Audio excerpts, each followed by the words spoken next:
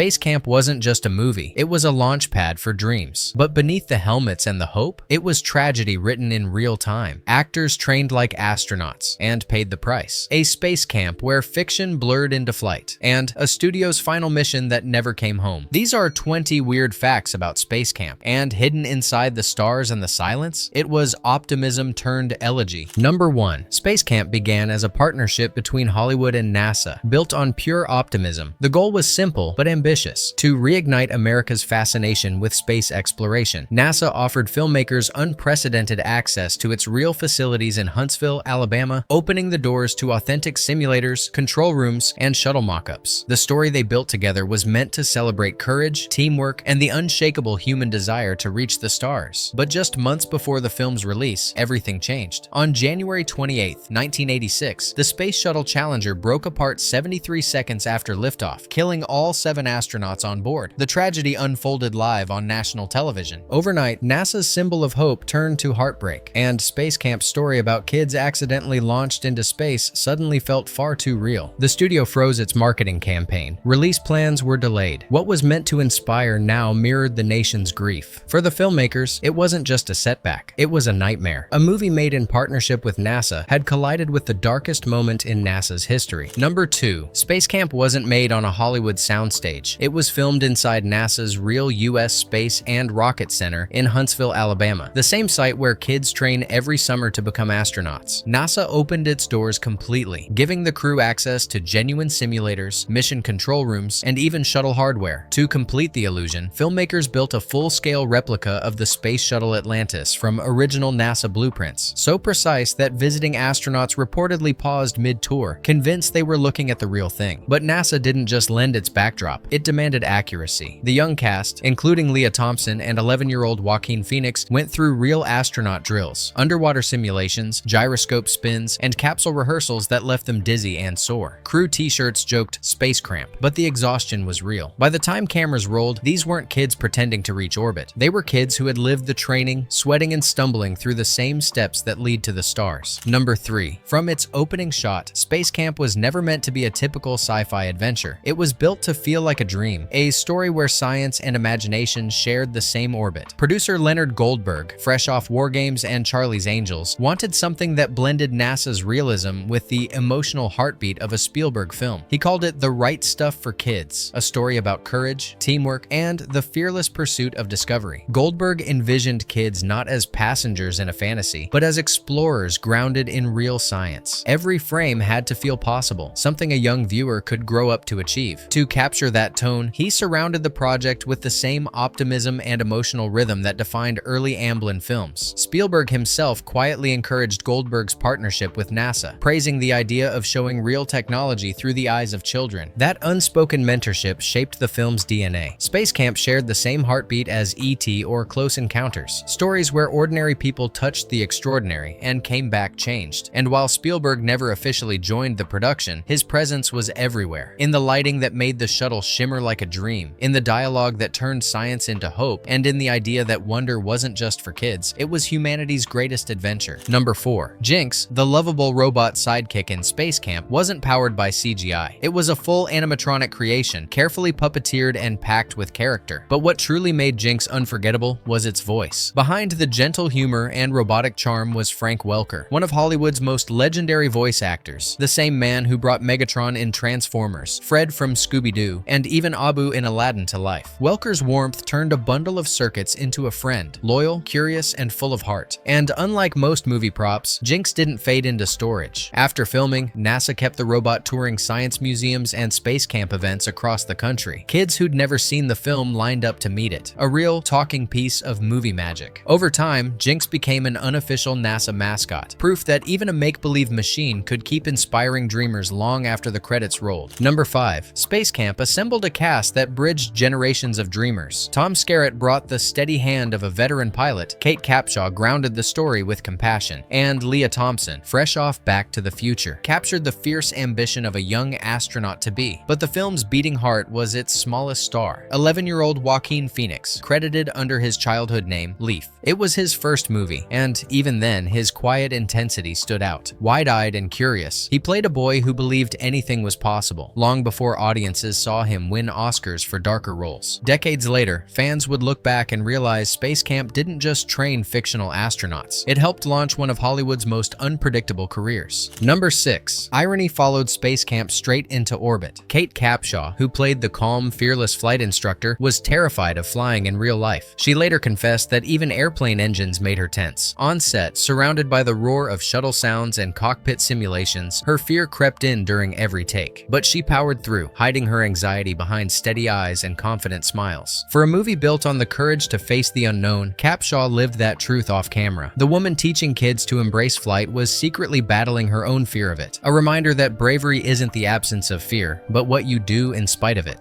Number 7. Before Jerry Maguire made her a household name, Kelly Preston shone as the confident camp leader in SpaceCamp. On set, she played the character who kept everyone calm when things went wrong. A reflection of her real personality, cast more for warmth than authority. Years later, Preston admitted that the movie sparked her lifelong love of aviation. She studied flight, spent time around pilots, and carried that fascination for the rest of her life. What started as a supporting role in a space adventure became something deeper, a genuine passion for flight and exploration. It wasn't just a movie for her, it was ignition. Number 8. After E.T., Star Wars, and Indiana Jones, composer John Williams could have stayed among the stars he'd already scored. Instead, he took on SpaceCamp, a smaller film, but one that spoke to the same spirit of wonder that defined his greatest work. The result was a sweeping symphonic score filled with soaring strings and swelling brass that made space feel both infinite and intimate. Critics barely noticed it at the time, but fans later called it one of his most beautiful hidden gems, the last truly innocent space theme before cynicism crept into Hollywood sci-fi. Long after the movie faded, the music lived on, a reminder that even when audiences looked away, Williams was still composing for dreamers reaching toward the unknown. Number 9. During one of SpaceCamp's training sequences, a sharp eye can spot a quiet tribute painted on the shuttle simulator, The Right Stuff. It's more than a set detail, it's a layered homage. On one level, it nods to Tom Wolfe's book and the 1983 film that celebrated America's first astronauts. But it's also the name of a real SpaceCamp award, given to trainees who embody leadership, teamwork, and unshakable curiosity. That small touch connects two generations of explorers, the legends who broke gravity's boundaries and the kids learning to reach for them. In a story built on dreams, this subtle reference reminds us where those dreams began and where they're still headed. Number 10. The real SpaceCamp in Huntsville, Alabama is famous for its spinning torture device, the multi-axis trainer, a whirling metal cage that throws riders in every direction like laundry in a dryer. To the untrained eye, it looks like guaranteed nausea. But here's the twist. No one gets sick. Because your stomach stays perfectly centered, your inner ear never sends the panic signals that trigger motion sickness. To your brain, you're perfectly still, even as the world blurs around you. That strange calm inside the chaos is exactly what SpaceCamp captured on screen. It wasn't just movie magic. It was NASA engineering at work, teaching kids how to stay grounded while the universe spins. Number 11. When the cameras stopped rolling, SpaceCamp's shuttle set didn't fade into storage. NASA kept it alive. The full-scale replica of the shuttle cockpit was so realistic that engineers decided to repurpose it for student training. For years, kids visiting Huntsville's U.S. Space and Rocket Center unknowingly climbed into the same capsule where Joaquin Phoenix once sat pretending to launch into orbit. In that converted set, fiction quietly became education. Movie lights were replaced by lesson plans, and what began as Hollywood make-believe evolved into a real teaching tool. A perfect blend of movie magic and NASA mentorship that blurred the line between dreaming and doing. Number 12. At the U.S. Space and Rocket Center in Huntsville, Alabama, the dream of space isn't limited by sight. In 1990, NASA educators and specialists launched SCIVIS, SpaceCamp for interested, visually impaired students, a groundbreaking program that proves exploration belongs to everyone. Each year, students from across the country and even around the world arrive for a week-long mission that redefines what it means to be an astronaut. Instead of sitting out the action, these campers step directly into it. They suit up, run full-scale shuttle simulations, and command mission control, guided by adaptive technology and instructors trained in accessible STEM education. Computers speak instead of display, control panels are labeled in Braille, and models of rockets and satellites are designed to be felt as well as seen. For these students, space is more than a distant dream. It's something they can literally touch. Every button pressed, every vibration of simulated liftoff becomes a new kind of discovery. SCIVIS doesn't just open doors for the visually impaired, it opens windows into imagination itself, proving that the path to the stars isn't seen with the eyes, it's felt with the heart. Number 13. Over the decades, NASA's real SpaceCamp in Huntsville, Alabama has drawn not just kids and future astronauts, but a constellation of celebrities and political political legacies who wanted to taste life among the stars. In 1993, Chelsea Clinton suited up for the program while her father was in the White House, following in the footsteps of earlier SpaceCamp graduates Amy Carter and Corinna Gore. Photographs of the first daughter floating in simulators helped renew national attention on the camp after the movie had faded from theaters. But it wasn't just a destination for famous families. Years later, a young Charlize Theron, long before Oscars and red carpets, joined the program out of pure curiosity. She spent her days in flight simulators, solving engineering puzzles, and training like a real astronaut. Other actors, musicians, and even television hosts have quietly passed through its gates, all chasing that same childhood thrill. From presidential daughters to future movie stars, SpaceCamp proved something universal. No matter who you are, the dream of spaceflight still burns bright. It isn't about fame or politics. It's about wonder and the desire to look up and ask, what if I could go there too? Number 14. In the late 1980s, no prize on television felt bigger than slime, sneakers, and SpaceCamp. Nickelodeon's hit game show Double Dare turned messy trivia into legend, but its grandest reward wasn't cash or gadgets. It was a trip to NASA's real space camp in Huntsville, Alabama, the same training ground future astronauts used. For kids watching at home, it was more than a prize. It was a portal. One day you were dodging whipped cream and crawling through obstacle courses. The next, you were strapping into simulators and floating in NASA rigs. That golden ticket to SpaceCamp still shines in memory. Long after cassette players and encyclopedias faded into nostalgia, it wasn't just a reward for winning. It was proof that a kid could actually touch the stars. Number 15. When SpaceCamp prepared for launch overseas, its marketing took on a life of its own, sometimes thrilling, sometimes bizarre. Each country seemed to see a different movie hiding inside the same story. In Japan, artists transformed it into a celestial adventure, painting the young astronauts soaring past nebulae in dazzling color. Rockets glowed like fireworks, and the poster radiated hope, a vision of space as pure wonder. Then came Europe, where things got strange. The French campaign went minimalist, showing Max floating serenely against the void like a tourist ad for zero gravity. Other regions leaned straight into the uncanny. One poster stripped every character's face away, leaving a lineup of blank helmets staring into nothingness. It was haunting, almost alien, and completely unforgettable. Some fans believe the faceless design was meant to invite viewers to imagine themselves in the suits. Others think it just looked like a cosmic nightmare. Either way, the artwork mirrored the movie's spirit perfectly, part dream, part danger, and entirely lost in space. Number 16. Behind SpaceCamp's hopeful story of liftoff was a studio running out of fuel. Though released by 20th Century Fox, the movie was actually produced by ABC Motion Pictures, a short-lived division of the American broadcasting company best known for television hits. The company had once dreamed of becoming a serious film player, backing prestige projects like Sophie's Choice and Silkwood. But by the mid-1980s, mounting costs and weak box office returns had left it adrift. SpaceCamp was supposed to be the comeback. ABC poured its remaining resources into the production, betting that a family-friendly, NASA-endorsed adventure could reignite the brand. The sets were enormous, the cooperation with NASA unprecedented, and John Williams' score promised blockbuster prestige. But then came tragedy. The real-life Challenger disaster shattered public enthusiasm, and the film's release was delayed, its marketing cut down to nearly nothing. By the time SpaceCamp finally launched in 1986, ABC Motion Pictures had already been quietly shuttered. What began as a new era ended as an epitaph. The studio's final film wasn't a failure, it was a farewell, a story about reaching for the stars that became, fittingly, the last mission of a company that never made it back to orbit. Number 17. Early drafts of SpaceCamp imagined a finale straight out of global headlines. Instead of the young crew landing the shuttle on their own, they were to be rescued by a Soviet spacecraft, flown by teenage cosmonauts from a rival Russian space camp. It would have been a daring statement for 1986, a Cold War story ending not in conflict, but in cooperation. Two nations divided by politics, united above the clouds. But as rewrites continued, the filmmakers saw a different truth. The movie wasn't about superpowers, it was about the kids. Letting them solve the crisis themselves made the victory personal, emotional, and timeless. Still, that scrapped ending remains a haunting what if. The moment SpaceCamp almost turned Cold War tension into an act of cinematic peace. Number 18. For thousands of kids, SpaceCamp didn't end when the credits rolled. It launched something real. Decades after the film's release, NASA's official SpaceCamp revealed a stunning fact. 61% of its graduates pursue careers in science, technology, engineering, or math, fields that shape everything from aerospace and defense to medicine and robotics. Nearly half of them trace their inspiration directly back to SpaceCamp itself. Some became engineers, some became pilots. A few even made it all the way to NASA, but every one of them carried the same spark. spark, the dream that a story once made tangible. SpaceCamp may have started as a movie about kids reaching for the stars, but it ended up doing what few films ever do. It helped build the generation that's still chasing them. Number 19. When SpaceCamp launched in 1986, it carried all the optimism of NASA's golden age and the worst timing imaginable. Just months after the Challenger explosion, audiences weren't ready to see a shuttle in danger, even fictionally. Reviews were gentle but grim, calling it well-meaning but too soon. With an $18 million budget and barely $10 million earned, SpaceCamp vanished from theaters almost as fast as it arrived. But the story didn't end there. On VHS and cable, the movie found its true orbit. Teachers played it in classrooms, NASA screened it for students, and a new wave of kids discovered it at home. Kids who didn't see tragedy but possibility. Years later, real astronauts and engineers would credit SpaceCamp as the spark that drew them to Huntsville, to NASA, to the stars. It wasn't a blockbuster. It was a blueprint, proof that even a film grounded by loss can lift off again when its message keeps reaching upward. Number 20. SpaceCamp may have fallen short at the box office, but its influence kept rippling through the stars. Its blend of NASA realism, emotional storytelling, and genuine awe quietly reshaped how Hollywood approached space. Before SpaceCamp, most cosmic adventures leaned on fantasy. After it, filmmakers began reaching for authenticity. You can see its fingerprints everywhere. In October Sky's small-town rocket dreams, Apollo 13's painstaking realism, even The Martian's mix of humor and human ingenuity, each carried the same message, that the real wonder of space isn't aliens or lasers, but people daring to reach it. In the end, SpaceCamp didn't just tell a story about young astronauts. It helped define how Hollywood would dream of space for decades to come, with heart, science, and hope lighting the way. Bonus fact: who says the dream of becoming an astronaut has an age limit? At the U.S. Space and Rocket Center, the adventure continues, not just for kids, but for anyone who never stopped looking skyward. Family Space Camp lets parents and children train together in simulators and mock missions, while Adult Space Camp turns nostalgia into reality with 3-day programs of astronaut drills, engineering challenges, and zero-gravity simulations. Every session ends the same way, with wide eyes and bigger dreams. SpaceCamp's message, that exploration belongs to everyone, lives on in those flight suits. Because growing up doesn't mean letting go of the stars. SpaceCamp began as an optimistic tribute to NASA, and nearly crashed under the weight of real tragedy. But what could have been a forgotten relic became something deeper, a story of resilience, curiosity, and the courage to keep reaching higher. It inspired real astronauts, immortalized real dreams, and reminded every viewer that failure and flight often share the same sky. If this film still stirs that spark of adventure, that urge to look up, drop a comment. Tell us what forgotten classic we should launch into next, because the dream of space never fades. It just waits for liftoff.